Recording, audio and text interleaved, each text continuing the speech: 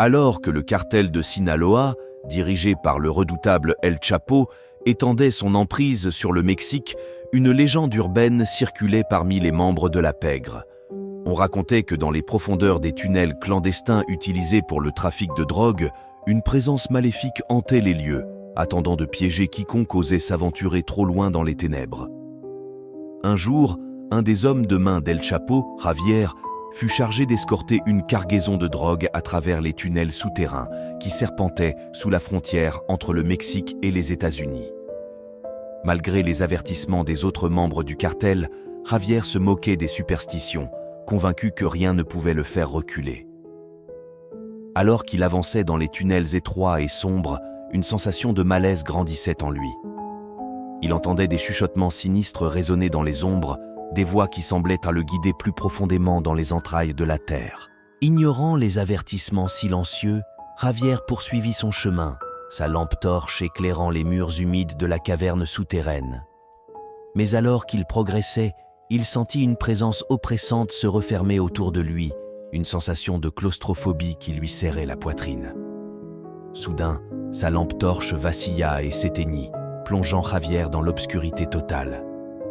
Il tenta de rallumer la lampe, mais en vain. Une terreur primitive s'empara de lui, alors qu'il se retrouvait piégé dans les ténèbres, seul avec ses pensées et ses peurs les plus profondes. Alors qu'il cherchait frénétiquement une issue dans les tunnels labyrinthiques, Javier commença à entendre des bruits étranges autour de lui. Des grattements, des chuchotements, des murmures qui semblaient revenir de toutes parts à la fois, le poussant au bord de la folie. Dans un élan de terreur pure, Javier se mit à courir à travers les tunnels sombres, ignorant la direction dans laquelle il se dirigeait. Mais plus il courait, plus les bruits devenaient forts, plus les ombres semblaient se refermer autour de lui, jusqu'à ce qu'il soit finalement submergé par les ténèbres. Lorsque les membres du cartel retrouvèrent Javier quelques jours plus tard, son corps était retrouvé à moitié dévoré par les rats des tunnels, son visage figé dans une expression de terreur indicible.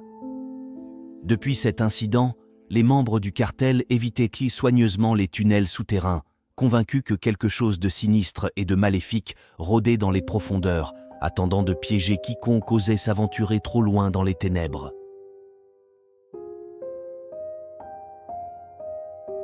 Dans les montagnes reculées de la Sierra Madre, là où la frontière entre le Mexique et les États-Unis se dissout dans les ténèbres, se cachait un secret sinistre que même El Chapo craignait d'affronter. Un soir de pleine lune, un groupe de trafiquants de drogue se retrouva coincé dans une embuscade tendue par les cartels rivaux. Ils furent contraints de se réfugier dans une vieille hacienda abandonnée, espérant échapper à leurs poursuivants dans l'obscurité de la nuit. Mais, à mesure que la nuit avançait, une présence maléfique se révéla dans les murs de la vieille demeure. Les trafiquants commencèrent à entendre des murmures étouffés dans les couloirs sombres, des chuchotements qui semblaient émaner des pierres elles-mêmes. Ignorant les avertissements silencieux, les trafiquants se barricadèrent dans la maison, leurs armes prêtes à repousser toute menace. Mais alors que la nuit avançait, une série d'événements étranges se produisirent. Des portes qui s'ouvraient toutes seules, des ombres qui semblaient danser dans les coins de la pièce et une sensation de froid glacial qui envahissait l'air. Terrorisés mais déterminés à protéger leur précieuse cargaison de drogue, les trafiquants se préparèrent à affronter ce qu'ils croyaient être des attaques de leurs ennemis. Mais ils ne se doutaient pas que le véritable danger se trouvait à l'intérieur même de la maison hantée. Alors que la nuit atteignait son paroxysme, les trafiquants furent témoins de phénomènes surnaturels inexplicables. Des meubles qui se déplaçaient tout seuls, des ombres qui se matérialisaient devant leurs yeux et des voix fantomatiques qui chantaient des chansons lugubres dans les couloirs sombres. Dans un dernier acte de désespoir, les trafiquants tentèrent de s'échapper de la maison maudite, mais ils découvrirent avec horreur que les portes et les fenêtres étaient verrouillées de l'extérieur, les empêchant de fuir. Au petit matin, lorsque les autorités découvrirent la vieille hacienda abandonnée, ils ne trouvèrent aucun signe des trafiquants disparus, seulement une maison vide et silencieuse, hantée par les murmures des âmes perdues qui erraient dans les ténèbres.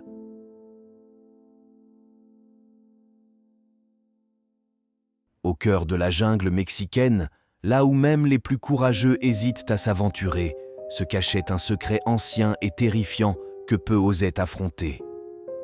Une nuit de pleine lune, un groupe de trafiquants de drogue se retrouva égaré dans les profondeurs de la jungle, poursuivi par les forces de l'ordre et les cartels rivaux. Alors qu'ils tentaient désespérément de trouver un refuge, ils découvrirent une ancienne ruine aztèque cachée parmi les arbres touffus. Convaincus que c'était leur seule chance de survie, ils s'aventurèrent dans les ruines abandonnées, ignorant les avertissements muets des anciens gardiens de la jungle. À mesure qu'ils pénétraient plus profondément dans les ténèbres de la jungle, une sensation de malaise grandissait en eux.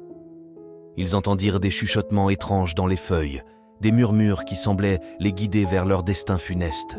Les trafiquants ignorèrent ces signes avant-coureurs, convaincus que rien ne pouvait les arrêter dans leur quête de survie. Mais alors qu'ils atteignirent les ruines anciennes, une atmosphère de terreur les accueillit, une présence maléfique qui semblait se nourrir de leur peur.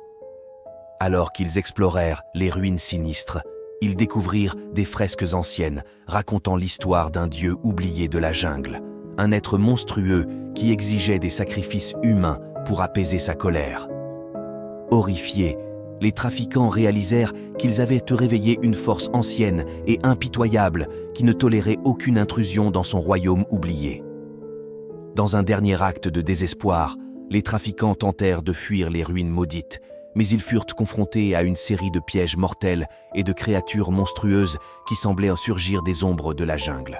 Certains trafiquants disparurent mystérieusement dans les profondeurs de la jungle, emportés par les forces obscures qui hantaient les ruines. Les rares survivants qui réussirent à s'échapper ne furent jamais les mêmes, hantés par les horreurs qu'ils avaient vécues cette nuit-là dans les profondeurs de la jungle mexicaine.